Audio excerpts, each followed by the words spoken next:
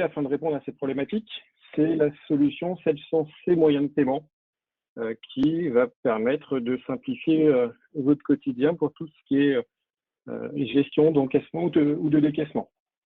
Donc, on va commencer par présenter un petit peu rapidement la solution de façon à bien comprendre comment elle va pouvoir s'intégrer dans votre SI actuel. Puis, nous allons vous faire une petite présentation et une démonstration de deux types d'encaissement ou décaissement, à savoir l'émission de virement auprès des fournisseurs et la gestion de prélèvement client. Et pour finir, on passera quelques minutes à répondre aux différentes questions que vous auriez pendant cette présentation, afin d'être le plus clair possible et que vous ayez toutes les informations. Concernant justement ces questions-réponses, si vous en avez pendant la présentation, si certaines choses ne sont pas claires, comme le disait tout à l'heure Mathilde, vous avez un petit chat qui va vous permettre de poser vos questions en temps réel et j'essaierai d'y répondre au cours de la présentation ou bien en fin de présentation. Voilà. Alors, je pense que quelqu'un a laissé son micro ouvert parce que j'ai un retour. Oui, il y a un petit écho. C'est Madame Pierre Alanec, je pense. Si vous pouvez couper votre micro, ce serait super pour optimiser le son pour tout le monde. Okay. Merci beaucoup. Et puis, si vous avez une question, n'hésitez pas, il y a le petit chat où vous pouvez reprendre la parole en fin de session. Merci à tous. Donc, comme je le disais en début de présentation, nous allons donc vous présenter Sedge sans moyen de paiement, qui est un module de l'offre Sedge permettant donc de gérer toute la partie encaissement et décaissement. Ce logiciel est interfacé à la comptabilité et va vous permettre d'éviter des ressaisies fastidieuses, longues, risquées au moment de la gestion de vos encaissements et décaissements. Le principe du logiciel, et on le verra après dans le cadre des démonstrations, le principe est très simple. Le logiciel va se connecter à la comptabilité et aller récupérer toutes les informations comptables qui auraient été saisies dans vos journaux d'achat ou de vente afin de constituer tous les encaissements ou décaissements que vous devez réaliser sur une période. De cette façon, le système va vous permettre de préparer des fichiers de règlement et ces fichiers vont pouvoir être déposés sur le site de votre banque afin que la banque s'occupe de générer les règlements. Cette communication peut être faite de manière complètement automatique avec des outils là aussi Sedge qui vont permettre de déposer ces fichiers sans que vous ayez quoi que ce soit à faire. Sedge a aussi la possibilité de gérer les signatures, les simples signatures, les doubles signatures dans le cadre de communication bancaire de type IBIX. Et de cette façon-là, les fichiers seront envoyés de manière sécurisée et signés afin que la banque puisse automatiquement prendre en compte votre fichier. L'autre possibilité qui est un peu moins automatique, on va dire, c'est le dépôt manuel du fichier en web banking, en vous connectant à votre espace client et en déposant manuellement votre fichier. Dans tous les cas, le fichier que vous aurez remis auprès de la banque vous permettra ensuite de comptabiliser de manière automatique vos écritures. Et ces écritures lettreront en même temps les factures auxquelles elles se rapportent. Si vous passez sur une communication bancaire complètement automatique, ça nécessite effectivement de prendre auprès de votre banque un contrat IBIX permettant de vous autoriser à déposer de manière complètement automatique ce fichier. Donc, toutes les banques le font à présent, c'est quelque chose de très connu et ça se met en place relativement rapidement en fonction des banques, évidemment.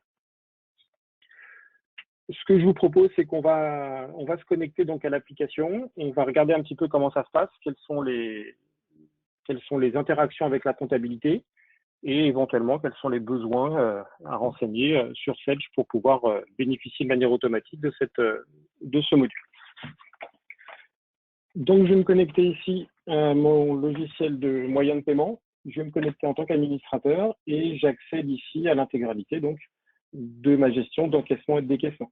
Donc, on va se concentrer principalement sur une gestion de virement et de prélèvement.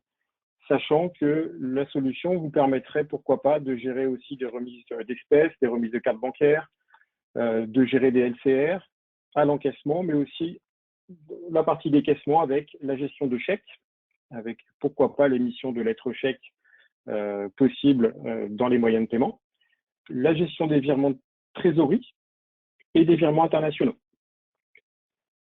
On va, comme je vous le disais, se concentrer sur deux modes de règlement uniquement, sachant que le mode de fonctionnement pour les autres reste strictement le même. Il n'y a aucune complexité. Je me suis configuré mon petit espace personnel sur le logiciel, me permettant d'accéder directement à la gestion de mes virements. Au préalable, il est nécessaire, bien évidemment, d'avoir renseigné au niveau de ses fournisseurs les informations relatives aux banques et aux RIB de ses fournisseurs. Donc, comme je vous le disais, Sedge moyen de paiement se connecte à la comptabilité et si sur la partie comptabilité, vous avez déjà renseigné ces informations, elles seront automatiquement reprises, vous permettant ainsi de gérer les banques relatives à vos fournisseurs ou à vos clients. Toute modification faite sur la comptabilité sera reportée automatiquement sur les moyens de paiement et inversement. Je vais pouvoir très facilement rajouter un RIB si j'ai les droits afin de permettre un virement ou un prélèvement. Côté client, vous allez avoir des informations complémentaires dans le cadre des prélèvements, justement, ou sur la banque de votre client, vous allez pouvoir renseigner le ou les mandats que vous lui auriez fait signer. Ces informations sont récupérées ici, avec la notion de c'est pas récurrent ou c'est pas ponctuel. Et de cette façon-là, vous aurez la possibilité de déposer ces fichiers auprès de la banque et la banque de réaliser les prélèvements en question. Autre petit point au niveau de vos propres banques, donc Sedge va vous permettre de gérer plusieurs banques sur lesquelles vous allez effectuer ces règlements, avec la possibilité, comme on le disait, de définir le mode de remise de votre fichier. Est-ce que vous allez faire un dépôt manuel et donc uniquement générer un fichier magnétique, ou alors vous allez pouvoir faire une télétransmission Sedge Direct, qui est l'outil de communication bancaire utilisé, vous permettant de fluidifier, de simplifier complètement la génération de ces règlements. Au niveau de la comptabilité, on va juste regarder un petit point. Vous n'aurez rien de particulier à faire par rapport à ce que vous faites actuellement. La seule chose qui serait un plus pour pouvoir faire des campagnes de règlement, c'est de renseigner une date d'échéance, permettant dans les moyens de paiement de faire des filtres au moment de la sélection des factures à régler. Et l'idéal est de compléter par le mode de règlement qui va vous permettre d'identifier précisément les factures à régler par virement, par chèque ou éventuellement les clients que vous aurez besoin de prélever. À part ça, rien de plus, le système va pouvoir être complètement autonome à ce niveau.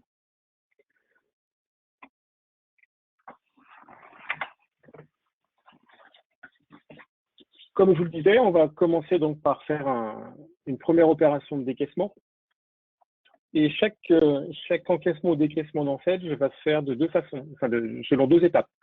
La première étape étant la constitution des virements à émettre et donc la récupération des factures qui vont nous permettre de faire nos virements. Dans cet écran, je vais avoir la possibilité de renseigner tout un tas de filtres me permettant de vraiment identifier et isoler les factures que je vais devoir régler. Je vais pouvoir bien évidemment régler mes factures fournisseurs, mais je vais pouvoir faire aussi des règlements auprès de tiers de manière globale. Donc, ça pourrait être un client à qui je vais régler un avoir. Ça pourrait être éventuellement un salarié à qui je vais rembourser des notes de frais. Mais je vais pouvoir aussi récupérer des écritures passées sur des comptes généraux qui n'auraient pas donc de tiers associés afin de régler, pourquoi pas, une amende reçue ou quelque chose saisi directement sur un compte général et pas un compte de tiers. L'avantage de régler des factures fournisseurs, c'est que les RIB seront automatiquement renseignés en amont et je ne serai pas obligé de les ressaisir systématiquement.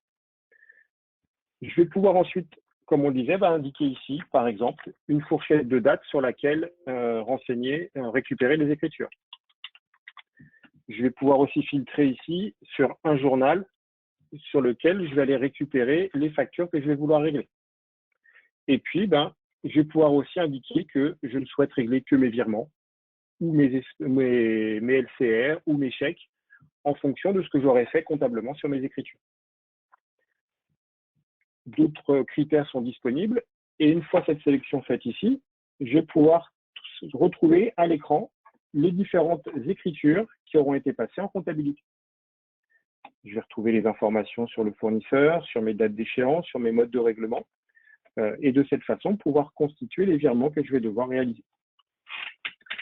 Je vais pouvoir faire une première sélection en indiquant ce que je veux récupérer et indiquer pourquoi pas la banque qui serait celle que je veux utiliser pour faire ce règlement.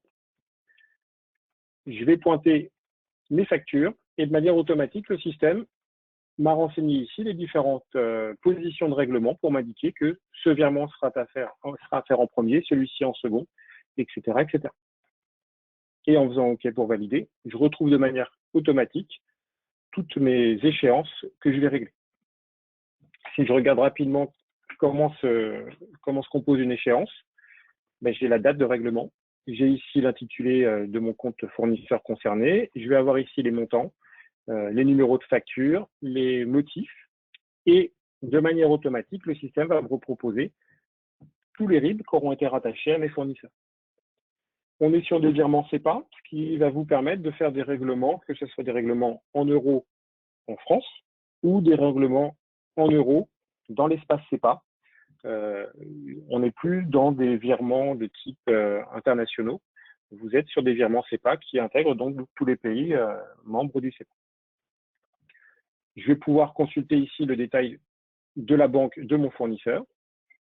Et si besoin, pourquoi pas la compléter ou la remplacer par un nouveau RIB que le fournisseur m'aurait communiqué.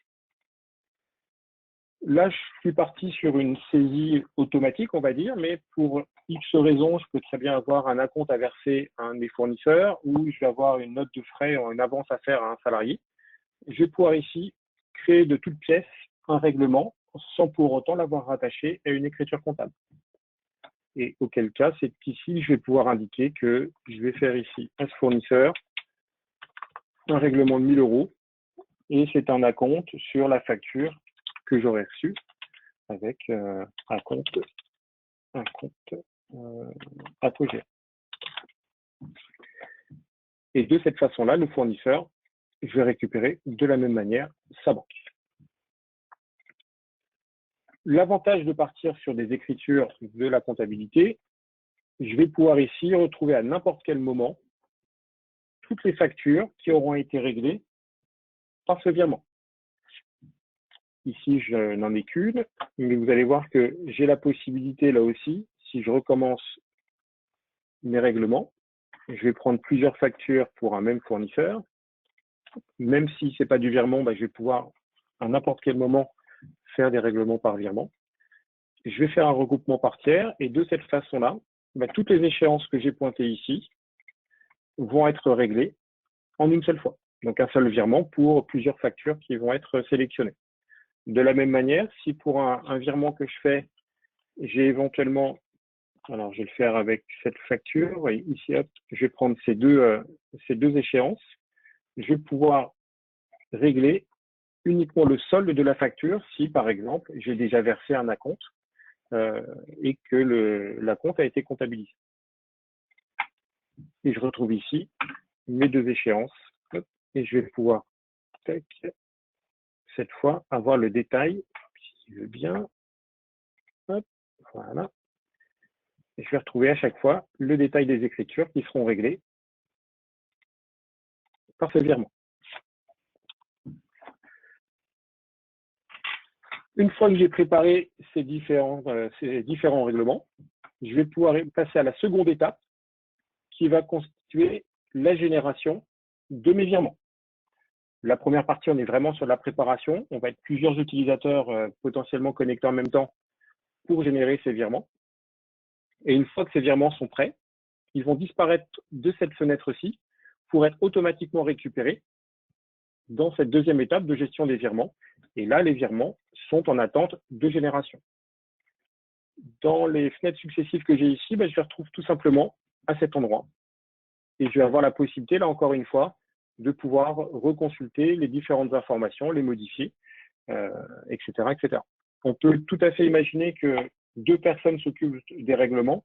La première personne qui va faire une proposition de règlement de facture et la deuxième personne qui va pouvoir faire une vérification, contrôler les écritures associées et derrière, autoriser la génération des règlements. On va pouvoir aussi, à ce niveau-là, envoyer les courriers au fournisseur en lui indiquant que des règlements vont être émis. Donc, soit je vais les imprimer et les envoyer papier, soit pourquoi pas directement les envoyer par email et un mail sera envoyé avec en pièce jointe le document justifiant le virement qui va être émis. L'avantage aussi avec les dernières versions, c'est que vous allez pouvoir personnaliser votre mail et faire en sorte qu'il soit le plus personnalisé possible et reprenant les informations du fournisseur, les montants, etc., etc. La dernière étape à ce niveau-là va consister au pointage des virements à réaliser. Mais comme je vous le disais, si au dernier moment j'ai un virement que je ne souhaite pas faire, je vais pouvoir tout simplement le décocher et le système va le mettre en attente et me permettre la fois suivante de le générer si j'ai l'accord. À partir de là, la transmission des échéances va pouvoir se faire. Vous allez retrouver une date de remise et vous allez retrouver surtout la banque sur laquelle vous allez générer votre virement. Je vais pouvoir la choisir ici et plusieurs possibilités pour l'envoi. Soit le fichier magnétique que je vais vous présenter ici pour qu'on puisse voir exactement comment ça se passe. Mais sinon, le mode de remise en télétransmission va vous permettre de ne rien avoir à faire. Le système s'occupe automatiquement de déposer ce fichier auprès de la banque. En complément, on va pouvoir imprimer des bordereaux d'accompagnement et la liste des mouvements, qui sont deux documents que l'on conserve la plupart du temps pour justifier les virements qui ont été émis. Et ils servaient anciennement à être validés pour ensuite être faxés auprès des banques.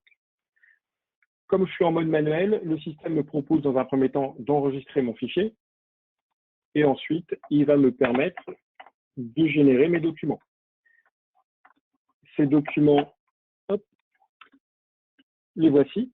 Vous allez avoir dans un premier temps un bordereau d'accompagnement et puis la liste des mouvements qui va reprendre ici, à telle échéance, j'ai un virement de ce montant-là qui va être généré. Et puis, à telle échéance, un autre virement de ce montant, etc., etc.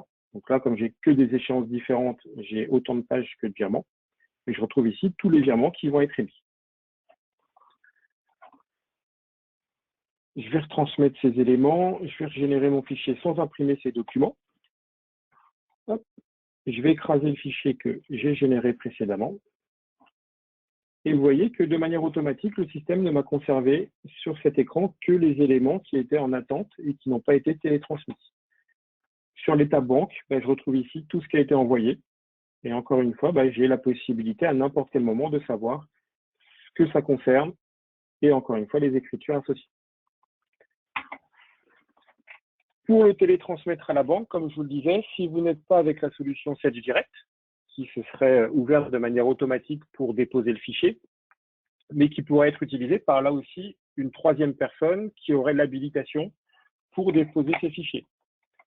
Dans ce cas-là, vous avez cet outil qui va vous permettre, une fois que les banques seront paramétrées, donc vous auriez autant de lignes que de banques pour lesquelles vous pourriez faire des virements, vous allez retrouver ici les différents services bancaires vous permettant de lancer la communication ou éventuellement dans le cadre d'une signature électronique, donc d'une communication IBXTS, de signer le fichier avec une clé token que vous auriez reçue de votre banque afin de vous authentifier et de vous assurer que vous êtes la personne habilitée.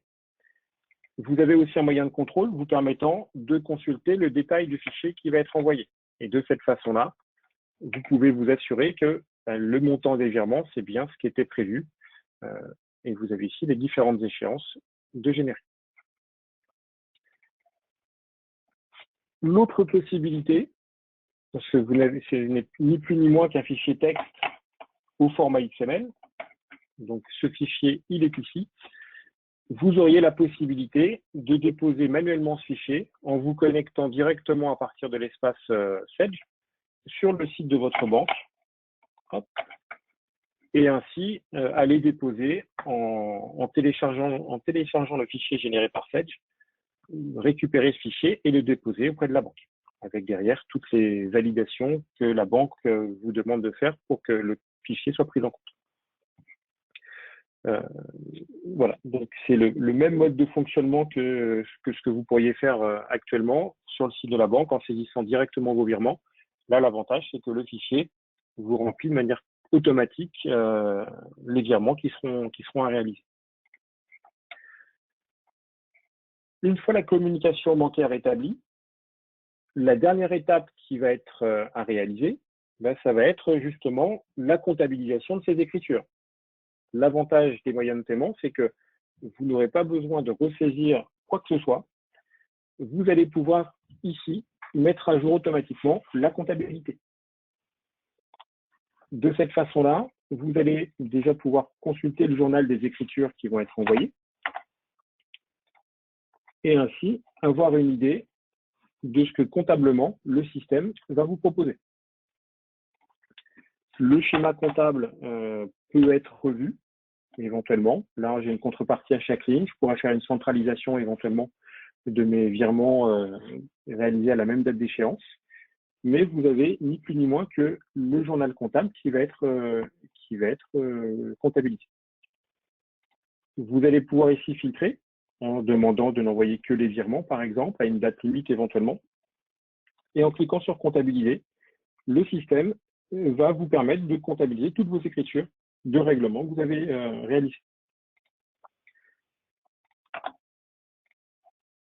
J'ai pas fermé mon journal, ça va mieux se passer maintenant. Hop. La petite fenêtre que l'on avait juste après me permettait éventuellement aussi de clôturer mes écritures si je souhaitais, pour être sûr de ne pas pouvoir y retoucher. Sinon, le système va vous passer les écritures comme si vous les passiez manuellement. Et de cette façon-là, je vais retrouver ici, par exemple, sur cette banque, toutes les écritures de règlement que j'ai émises à partir des moyens de paiement. Et si je consulte l'échéance de mon fournisseur, je vais retrouver ici mon écriture lettrée avec le règlement qui a été fait, le lettrage utilisé et la facture associée. Si je reprends mon fournisseur Bilo, hop, là aussi, je vais retrouver le règlement qui a été généré et toutes les factures associées à ce règlement. Et cette fois, j'ai effectivement plusieurs factures qui ont été réglées en une seule fois.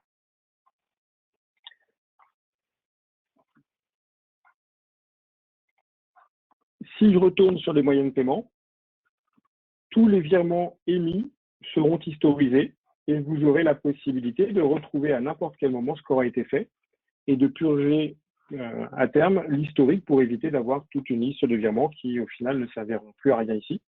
Mais par contre, je pourrais consulter à n'importe quel moment ce qui a été fait et éventuellement régénérer un fichier si ce fichier a été perdu ou si la banque n'a pas pu le traiter pour X raison. Je vais pouvoir le régénérer à n'importe quel moment et refaire une télétransmission.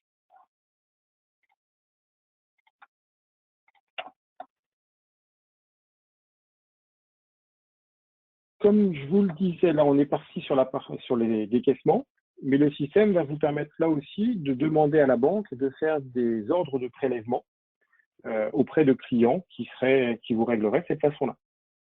Le principe est exactement le même. Et je vais pouvoir très facilement demander ici, tous les mois ou à chaque échéance de règlement, de sélectionner les factures qui doivent être prélevées dans ma comptabilité. Si vous utilisez la gestion commerciale pour émettre vos factures, le fait de déverser ces factures en comptabilité, le mode de règlement va être pris de manière automatique. Les dates d'échéance aussi, et vont permettre d'alimenter naturellement la comptabilité. Et le système va se baser là-dessus pour identifier toutes les factures qui vont être à prélever. Je retrouve là aussi mes différentes factures. Je vais avoir la possibilité de les sélectionner, de faire un seul prélèvement par tiers, mais pourquoi pas faire autant de prélèvements que de factures par tiers, et puis lui indiquer que je veux faire tous ces règlements en date du 11. Et à partir de là, le système va vous permettre de générer ces prélèvements. Les informations supplémentaires par rapport à un virement, c'est ce qu'on disait tout à l'heure, les informations liées à la référence unique de mandat associée à la banque sélectionnée dans le cadre de ce prélèvement. Tout le reste, on est exactement sur les mêmes informations. On va tout de même retrouver ici la notion de CEPA et le système va être capable de gérer de manière complètement automatique. Si vous êtes sur un CEPA initial, donc le premier prélèvement, un CEPA récurrent pour tous les suivants, ou à la fin d'un abonnement, pourquoi pas, de générer un CEPA final pour clôturer le mandat et ne plus avoir la possibilité de faire de prélèvements. Si vous avez déjà fait des prélèvements sur ce mandat à partir d'un autre outil, directement sur le site de la banque par exemple, vous avez la possibilité de le forcer, de lui dire que vous êtes déjà sur du CEPA récurrent afin de ne pas avoir un rejet auprès de la banque sur laquelle vous allez faire votre prélèvement. Pour la suite, vous êtes exactement sur les mêmes opérations, donc la prise en main va être très rapide. Une fois que vous savez faire des virements, vous savez faire des prélèvements, je vais récupérer mes prélèvements, je vais pouvoir là aussi sélectionner que ceux que je veux réaliser, je vais pouvoir les pointer et les transmettre de la même façon à la banque. On peut là aussi gérer des droits spécifiques entre les utilisateurs. Je vais pouvoir gérer aussi une personne habilitée pour émettre le fichier.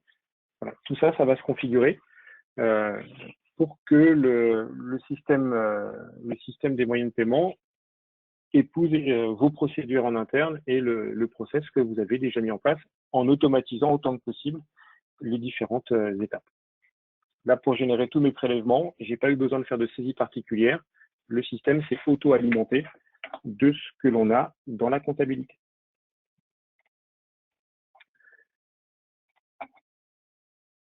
À tout moment, je vais pouvoir aussi, dans les moyens de paiement, consulter ce que j'ai fait sur mes clients ou sur mes fournisseurs. Si le client m'appelle pour me demander où j'en suis, je vais pouvoir retrouver ici, voilà, j'ai une échéance, j'ai un virement qui a été émis à telle date. Je vais pouvoir consulter aussi dans la comptabilité ce qui a été fait.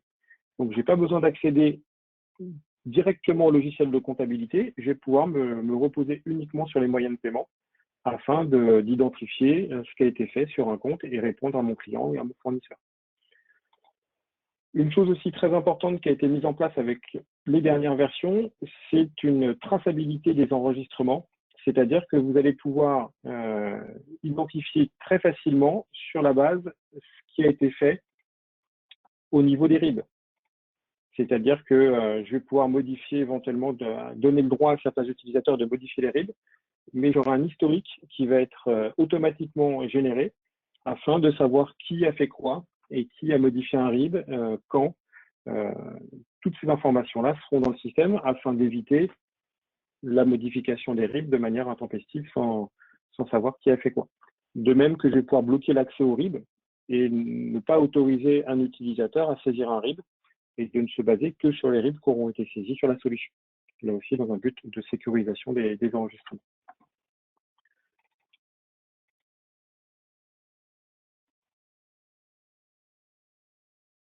Dans le cadre de la communication bancaire, vous allez pouvoir, comme on l'a vu, déposer des fichiers auprès de la banque. Et ces fichiers donc, seront des fichiers de remise de virement, de prélèvement, des remises de LCR, pourquoi pas. Vous allez pouvoir aussi faire des virements de trésorerie. Et dans ce cas-là, si vous avez plusieurs sociétés et que vous faites des virements de compte à compte, même au sein de la même société, vous allez pouvoir de manière automatique générer ces ordres de virement et passer les écritures dans la société qui va émettre ces virements. On va pouvoir aussi faire des virements internationaux.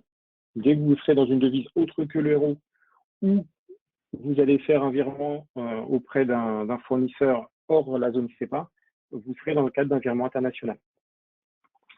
Et vous avez effectivement tous les autres types de décaissements et encaissements disponibles. Mais vous allez pouvoir aussi, de manière automatique, récupérer de l'information auprès de la banque.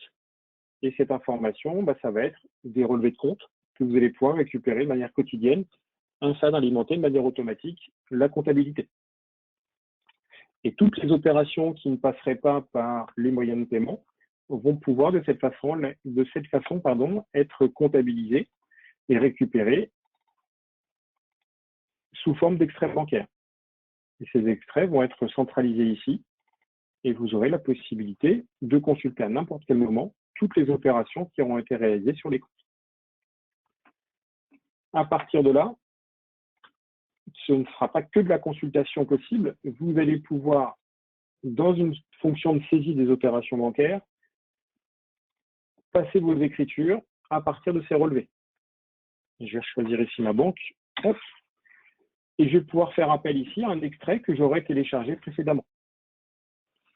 De cette façon, je récupère le détail de tous les mouvements bancaires qui ont été passés et je vais pouvoir affecter comptablement les informations me permettant d'enregistrer ces écritures.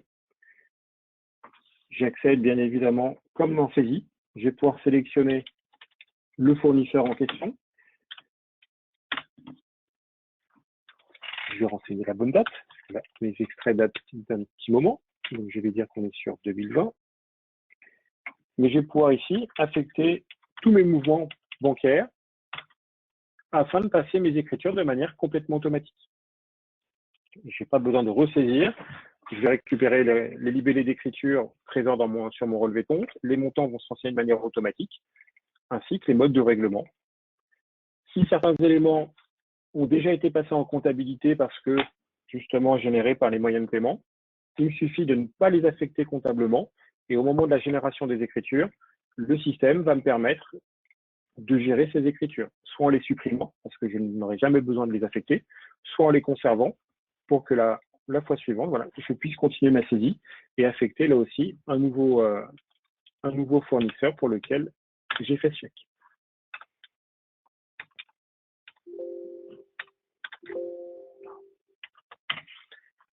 Et je vais pouvoir affecter toutes ces écritures. En double-cliquant sur chaque ligne, si ce règlement peut être associé à une facture, le système va me proposer toutes les factures du compte et me permettre de rattacher cette écriture afin, en même temps, de faire le lettrage de mon compte.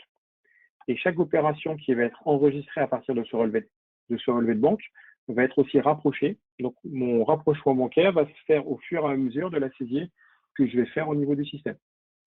Ce qui veut dire qu'en une opération, j'ai la possibilité de faire la saisie de mes écritures, de faire le lettrage de mes comptes et aussi de faire le rapprochement bancaire, qui va me permettre de gagner du temps et pourquoi pas d'être à jour de tous ces éléments quotidiennement. De plus en plus des utilisateurs le font quotidiennement et n'ont plus besoin d'attendre la fin de la semaine ou la fin du mois pour tout faire d'un coup. Ils le font au fil de l'eau.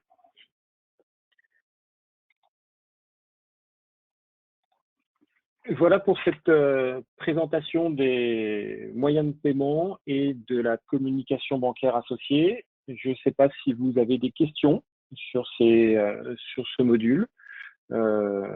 Si vous avez des questions, soit de me les poser en utilisant votre micro, soit en saisissant le message, un petit message dans l'outil de messagerie, afin de pouvoir y répondre. Oui, une question. Avec moyen de paiement, comment gérer un règlement fournisseur qui a un escompte?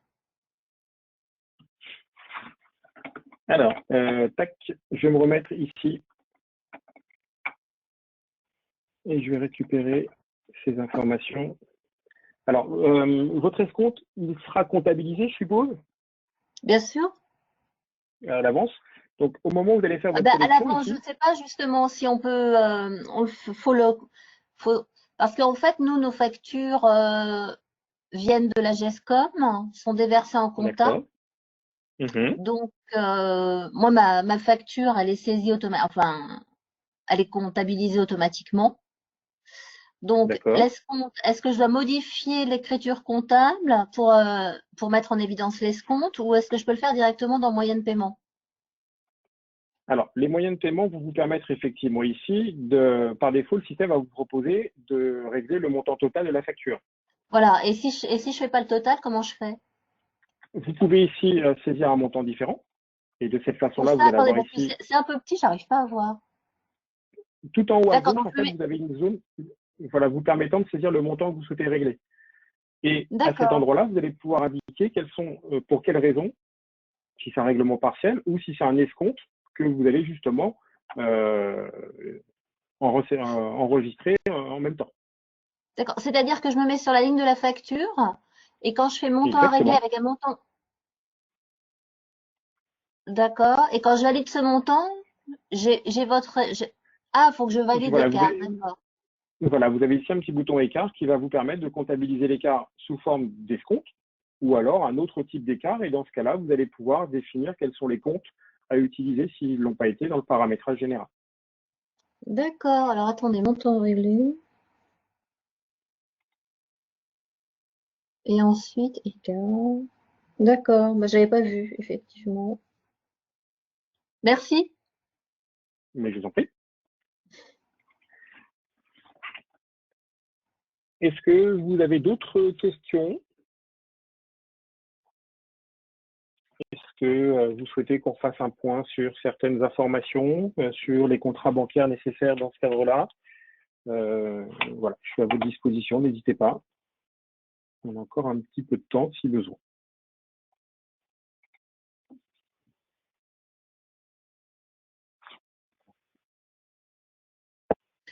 Dans ces cas-là, moi, je veux bien qu'on revienne sur, comment dire, la saisie comptable à partir de la gestion des extraits qui sont incorporés Oui, automatiquement. J'ai pas bien compris. Parce qu'en fait, moi, ce que je fais, c'est que je fais mes saisies, je saisis comptablement ce que je vois sur mon relevé, j'intègre mon extrait bancaire et ensuite je fais le lettrage en comparant les deux écritures en fait qui se trouvent sur c'est ça. l'extrait bancaire et la compta. Or vous faites tout en même temps. Exactement. C'est que je suppose que vous, après, vous passez par le rapprochement bancaire automatique en Voilà, faisant c'est du ça. semi-automatique, en faisant le lien entre le mouvement et l'écriture comptable. Là, effectivement, le Exactement. principe va être, voilà, il va être un petit peu différent. C'est que vous avez une possibilité avec Sedge de partir sur une saisie des opérations bancaires. Et cette saisie va se faire si vous récupérez, ce qui est votre cas, la gestion, enfin vos extraits de compte de manière dématérialisée. À chaque Oui. incorporation, vous voyez, là sur mes différentes banques, je vais avoir à chaque fois les relevés que vous avez déjà. Exactement. Oui. Voilà. Et à partir de ces relevés, plutôt que de m'en servir que dans le cadre du rapprochement bancaire automatique, je vais pouvoir les appeler dans ma Alors fonction de saisie des attendez. opérations bancaires. Traitement. Vous allez où dans traitement? Dans la saisie J'arrive des pas à lire. opérations bancaires. Saisie des opérations bancaires. Exactement. D'accord. À partir de là, vous allez pouvoir donc définir quelle est la banque sur laquelle vous allez faire votre saisie. Et le système va vous permettre ensuite de faire appel à l'un des extraits que vous avez déjà récupérés. D'accord. Et à partir de là, le contenu de l'extrait va être récupéré, on va imaginer ça comme un journal, un brouillard de saisie, et vous n'aurez plus qu'à affecter ici les comptes auxquels vous allez imputer les différents mouvements. Les comptes tiers, quoi, en fait. Les comptes tiers, ça peut être des comptes de charge éventuellement, si, enfin, ça peut être ce que vous voulez, ça peut être, voilà. Et vous allez ensuite générer ces écritures. Et le fait de récupérer ces informations à partir d'un relevé de compte, vous avez une indication dans la colonne pièces de trésorerie qui va me permettre, de manière automatique, de faire aussi mon rapprochement. D'accord, donc ça va beaucoup plus vite, oui. Ça va beaucoup plus vite, ça vous simplifie la vie. Voilà. En sachant que cette fonction de saisie des opérations bancaires, c'est une option chez Sedge qui va s'activer dans le cadre de la gestion justement des relevés de compte. Donc, vous devriez, si vous intégrez déjà vos relevés de compte de manière automatique, avoir cette possibilité de saisie des opérations bancaires. D'accord, je vais tester. Sur les dernières versions. C'est-à-dire, c'est quelle version? Alors, la dernière version disponible chez Sedge, là, c'est la version 6. La version comment? La version 6, c'est la Sedge Sensei V6. Je suis en quoi, moi? J'en sais rien du tout. Voilà, vous avez ici la 602 pour être précis. Et elle a intégré justement la possibilité de n'intégrer que certaines écritures, de supprimer de manière automatique toutes les écritures qui n'ont pas été imputées, afin d'éviter de le faire manuellement. Attendez, je suis en train de chercher ma version. Ah, je suis en version 3.10. Ah, donc, alors, de moyens de la paiement. fonction existait déjà. Oui, Alors, oui, mais ça va être lié à la comptabilité aussi. Donc, en compta, vous allez être sur la même version. Et vos relevés de compte, vous les intégrez par les moyens de paiement ou la comptabilité? Par Sedge Direct. D'accord, donc ça, c'est pour la récupération, effectivement. Ouais. Mais il faudrait voir si c'est les moyens de paiement qui vous intègrent ces éléments ou la partie comptabilité. Parce que, comme je vous disais, ça peut avoir une incidence. Je le fais en comptabilité. Je fais un traitement comptable, en fait. Ouais. Donc, normalement, vous devriez accéder effectivement à cette fonction de gestion de la saisie des opérations bancaires. D'accord. Bon, ben, je vais tester. Merci. Mais je vous en prie. Est-ce que d'autres questions sont... Est-ce que vous avez d'autres questions à poser? Est-ce qu'on a fait le tour? Dans tous les cas, si vous avez des questions qui vous viennent par la suite, n'hésitez pas soit à contacter votre ingénieur commercial qui pourra y répondre, ou sinon, n'hésitez pas à revenir vers moi. Vous avez mon mail en bas à gauche, b.adler@apogea.net. N'hésitez pas à me contacter par mail pour toute question complémentaire et si vous avez besoin qu'on se revoie pour aller un petit peu plus loin. Merci beaucoup. Merci à vous. Bonne fin de journée. Très bonne journée. Et bonne continuation. Au revoir.